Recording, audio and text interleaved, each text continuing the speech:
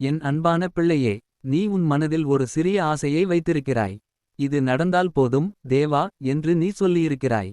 ஆனால் நான் உனக்குச் சொல்கிறேன், நீ நினைத்ததை விட பெரிய அற்புதம் பெறுவாய். நீ குறைவாக நினைத்தாய், நான் அதிகமாக தயார் செய்திருக்கிறேன். நீ ஒரு கதவு திறக்க வேண்டும் என்றாய். நான் பல கதவுகளை திறக்கிறேன். இன்று வரை உன் கண்களில் கண்ணீர் இருந்தது. ஆனால் இனி உன் வீட்டில் சாட்சி இருக்கும். உன்னை இகழ்ந்தவர்கள், இது எப்படி நடந்தது என்று ஆச்சரியப்படுவார்கள். நீ உன் சக்தியால் போராடினாய், இனி நான் உனக்காக போராடுவேன்.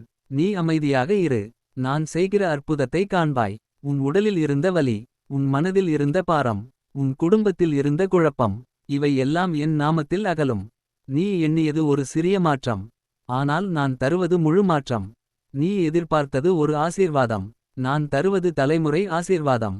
இன்று இரவு முதல் உன் வாழ்க்கையில் திருப்புமுனை ஆரம்பமாகிறது. விடியற்காலையில் புதிய நம்பிக்கை எழும். நீ சொல்வாய், ஆண்டவரே, நான் நினைத்ததை விட பெரியதாக செய்தீர்.